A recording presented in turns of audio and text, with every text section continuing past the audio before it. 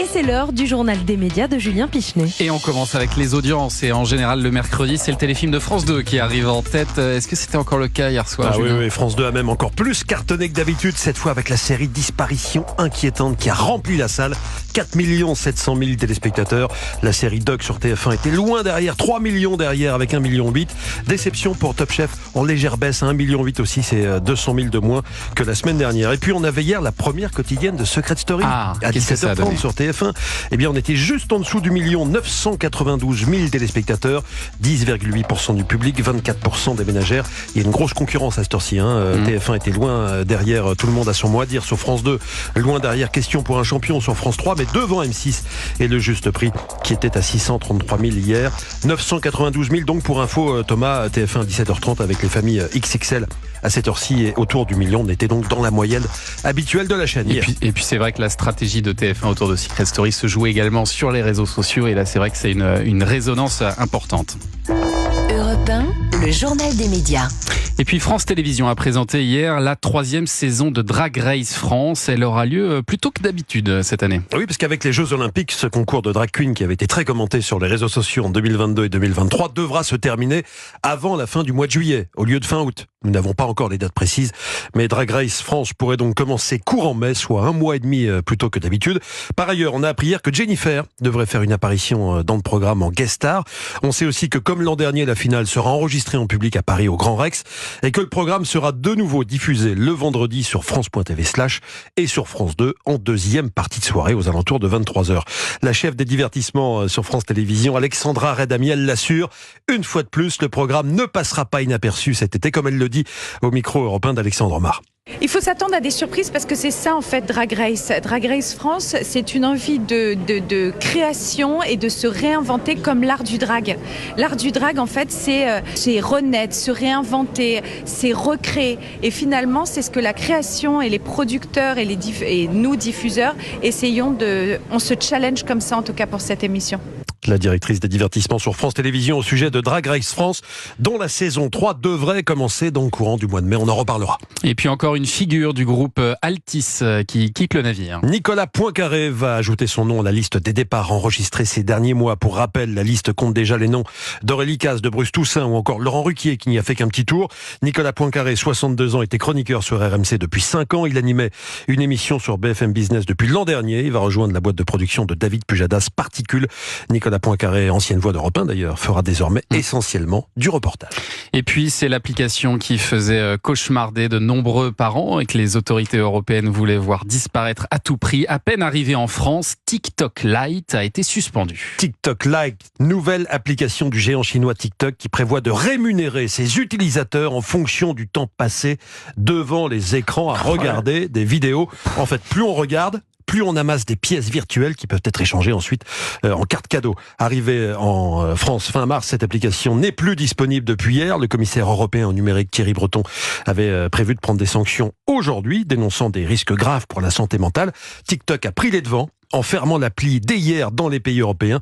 Cette fermeture ne met pas toutefois fin aux poursuites engagées contre TikTok concernant le risque d'addiction à la plateforme. C'est vrai qu'on a l'impression qu'on franchit un palier supplémentaire avec cette appli. Pour le coup, c'est une bonne décision, Agnès. Mais excellent, c'était un scandale. Et vous savez qu'il y a un chiffre qui est très éloquent. Les jeunes dans le monde en moyenne en 2022 ont passé 2 heures par jour sur TikTok. Vous voyez la médiocrité de TikTok. On n'est que dans l'émotionnel, on n'est pas dans la réflexion. Et donc la difficulté, c'est que les plateformes aujourd'hui se livrent une bataille dont les jeunes sont victimes en fait, avec les algorithmes pour les rendre encore plus addicts. Disponible, ouais, mais c'est ça. Et donc je me félicite de la décision de Thierry Breton, évidemment.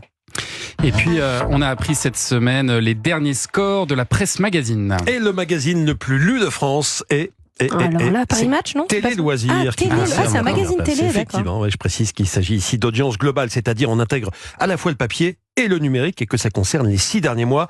Télé Loisirs qui est très fort sur le numérique, est très loin devant Télé 7 jours, qui perd du monde. Dans le monde des Mac Télé, on assiste d'ailleurs à une folle ascension en ce moment, celle de Diverto, qui collabore avec le Parisien. Depuis la dernière étude, le titre a dépassé TV Magazine et Téléstar. Sinon, du côté des Newsmag, Le Point remporte de justesse la bataille face à Paris Match. Quant à la presse féminine, c'est Femmes Actuelles qui mènent la danse. Tiens, puisqu'on parle de Paris Match, sachez que le numéro anniversaire 75 ans sort aujourd'hui avec en couverture la troupe du du Splendide. On a Balasco, Chazelle, Lermite, Junio, Clavier, Blanc et Moineau, tous nés d'ailleurs quelques mois avant le lancement de Paris Match et tous réunis pour une séance photo exceptionnelle. Et je vous conseille de lire ce numéro anniversaire de Paris Match parce qu'à l'intérieur, il y a une intelligence artificielle qui annonce ce qui va devenir de la famille royale en Angleterre. Ah. Et William ne sera pas forcément le roi. Vous verrez, il y a une surprise. Vous verrez qui va régner en 2054 grâce à l'intelligence À suivre artificielle. dans ce numéro anniversaire des 75 ans de Paris Match. Et puis pour finir, une histoire étonnante, celle de l'acteur Théo Bertrand. Quand il a appris qu'il ne tournerait plus dans Plus belle la vie, il a tout plaqué pour aller faire le tour du monde. Théo Bertrand a aujourd'hui 27 ans. On l'avait découvert en 2011 dans le rôle de l'Aztèque dans La Guerre des Boutons, version 2011, donc avec Alain Chabat et Eric Elmostino. Ensuite, il a joué le rôle de Kevin Bellesta pendant 10 ans dans la série Plus belle la vie. Selon lui, la production lui avait promis qu'il ferait toujours partie de l'aventure quand la série est passée de France 3 à TF1.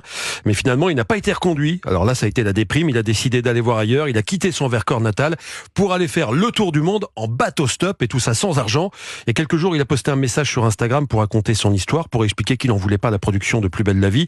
Il se dit aujourd'hui très heureux. Il se trouve actuellement à Puerto Rico. Il enchaîne les petits boulots très très loin des plateaux de tournage. Je l'ai contacté pour qu'il nous donne quelques nouvelles. Voilà, je me suis fait mettre à la porte de manière pas très cool de la série où je travaillais pendant 10 ans. Après, j'ai eu une grosse déception amoureuse, donc je l'ai pas vu venir, mais j'ai pris une grosse dépression. Maintenant, j'essaie d'aller le plus loin possible, d'aller de bateau en bateau, de rencontre en rencontre. J'ai fait des rencontres incroyables. Je partage tout sur mon Insta. Je suis tout seul, j'ai pas d'équipe avec moi, donc c'est vraiment vous, mon équipe. Et j'étais très inspiré par Nu et culotté. Et j'irai dormir chez vous, ça m'a toujours fait rêver. Excellent. Et maintenant, c'est que ça soit moi qui parte un peu à l'aventure et qui puisse le montrer aux gens. Je suis très content d'être là où je suis aujourd'hui. Et je remercie Europe 1 de pouvoir partager ça avec vous. L'acteur génial. Théo Bertrand, parti faire le tour du monde. Il ne reviendra que dans 1 ou 2 ans, m'a-t-il dit. En attendant, vous pouvez suivre ses aventures sur son compte Instagram. Étonnant compte Instagram. Théo Bertrand, il compte déjà près de 100 000 abonnés. En tout cas, il est à la pêche. Il a l'air d'être en forme. Comme Théo quoi, Bertrand. parfois, les ruptures amoureuses, aussi difficiles puissent-elles être, ça donne le coup de boost. Et sur son compte Instagram, on a vraiment l'impression de regarder un épisode de J'irai dormir chez vous. C'est vraiment trop étonnant. bien. Merci beaucoup Julien pour ce journal des médias dont toutes les infos sont à retrouver dans notre newsletter média, inscription gratuite sur europe1.fr.